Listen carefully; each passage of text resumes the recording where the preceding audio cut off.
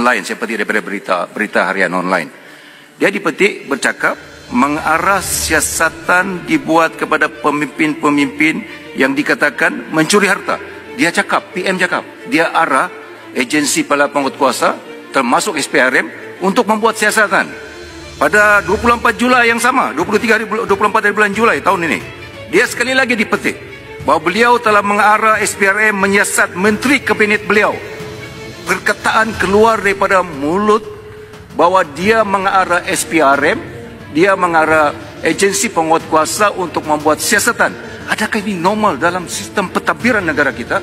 Perdana Menteri ada kuasa untuk mengarah agensi bagi menyiasat kes-kes di negara kita ini. Apatah lagi kes-kes yang di kelangan kita di sini. Ini seolah-olah ada selective prosecutions, dan jika diarah SPRM untuk melakukan DNAA, ini yang tanggapan rakyat di luar sana yang Muhammad Ketua Pembanggang. Sebab tu usul macam tu dibuat kerana ada tanggapan bahawa DNAA ini adalah arahan Perdana Menteri kepada agensi-agensi penguatkuasa, seperti yang dipetik ucapan Perdana Menteri Kelantan 24 bulan Julai yang lalu. Ya, Muhammad Larut, sikit saya tambah. Ya, Muhammad Larut, kalau kita lihat sepanjang kempen pilihan raya kecil yang lalu, anggota eksekutif seperti Teluk Intan dalam ceramahnya dalam bahasa Mandarin, kita tahu juga ada orang yang terjemahkan, menyalahkan penjawat awam AG yang telah bersara Tan Sri Idris Harun berkenaan dengan hal ini. Ya, kononnya kuasa mutlak peguam negara di bawah fasa Perlembagaan 145/3 itu digunakan wenang-wenangnya untuk menzalimi dan memutuskan kes DNA ini. Jadi yang Muhammad Larut, saya nak tanya kepada Muhammad Larut dan juga kepada menteri yang bertanggungjawab, berapa banyak kes-kes yang mana peguam negara tarik semula pertuduhan jenayah Kuala Putih seperti rasuah salah guna kuasa, yang mana mahkamah telah putuskan ada kes prima facie dan telah dipanggil perintah membela diri. Sila beri senarai kes-kes ini kepada kami dan rakyat ingin tahu.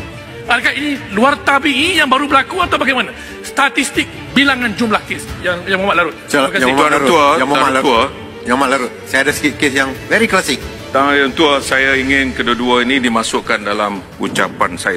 Saya nak jawab apa yang macam sebetulnya saya nak tambah.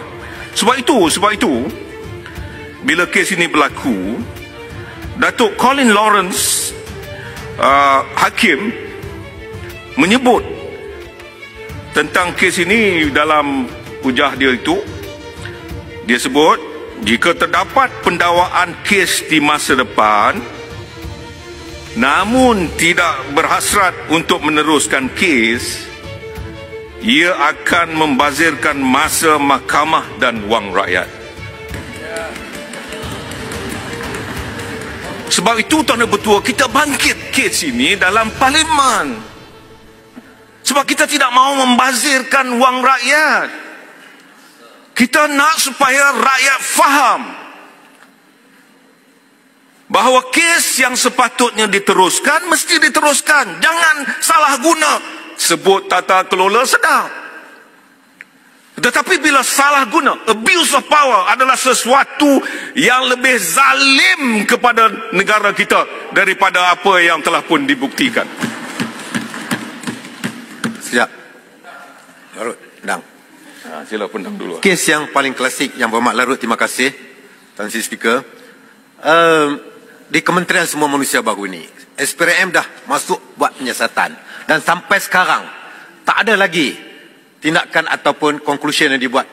Kenapa Pak pegawai yang ada di pejabat Menteri Kementerian Semua Manusia diberhentikan kalau tak ada elemen-elemen rasuah dan abuse of power dengan izin yang terlibat?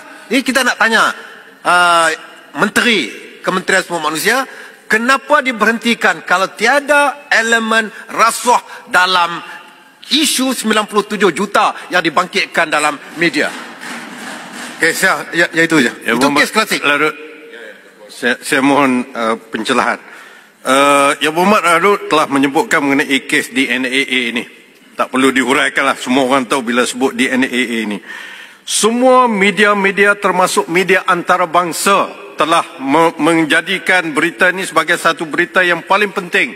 Termasuklah saya sebut beberapa berita. CNA, Channel News Asia mengatakan bahawa Snap Insight, dengan izin, Ahmad Zahid walking free from corruption charges, not good optics for Malaysia PM Anwar. Dan satu lagi, South China Morning Post, Malaysian PM Anwar cops backlash as Ahmad Zahid embezzlement charges drop on Reformasi Anniversary. Reformasi Anniversary on the 2nd of September, 5 September diberikan DNA. Soalan saya sekarang ni, semua orang cakap mengenai DNA ini, tapi ada juga orang bertanya, dalam keadaan begini, di manakah suara-suara yang selalunya membela keadilan seperti bekas ahli parlimen Iskandar Puteri, Lim Kit Siang, di mana YB Bagan, di mana YB Damansara, di mana mereka-mereka yang lain sebelum ini yang membincangkan mengenai keadilan kepada rakyat. Sekarang ini isu DNA senyap sepi, tidak ada suara. Yang Muhammad Kota Baru, Yang Muhammad Kota Baru, saya nak tanya Yang Muhammad Kota Baru sikit. Adakah Yang Muhammad Kota Baru bersetuju reformasi sudah mati? Terima kasih. Reform mati. Rodut, boleh bagi laluan. Untuk Mangkang, Untuk Melaka. tambah sedikit apa yang disebut oleh Kota Baru. Yang kononnya pejuang yang ingin menegakkan keadilan. Kita ingat sebelum pilihan raya, ya, yang Muhammad Pandan ada di sini, yang Muhammad Kota Raja tak ada di sini, ramai Kota Raja dah boleh sebut. Lepas nanti kalau menang, dia akan tukar peguam negara, dia akan tukar pendakwa raya, dan apa nama ni, nak menunjukkan bahawa sebab itu kami tak boleh sokong, tak boleh bersama dengan UMNO dan Barisan Nasional. Dan di sini saya petik ya, apabila berkaitan dengan kerjasama dengan UMNO, Pandan ada di sini. Penyokong PKR ni Pandan kata, bukan saya kata. Penyokong PKR serta Pakatan Harapan dan pengundi tidak perlu berasa bimbang kerana saya tidak akan menerima rundingan ini dan berdiam diri. Jika ia berlaku, saya akan menjadi orang pertama yang bersuara. Jika berlaku suara usaha rundingan dengan UMNO. Sedari ini hakikat. Di mana maruah PKR? Di mana maruah DAP yang kononnya memperjuangkan keadilan? Persembang kencang boleh persembang. Bila berhadapan dengan hakikat keadilan, mereka senyap sesenyap-senyapnya. Terima kasih. Lalu boleh bagi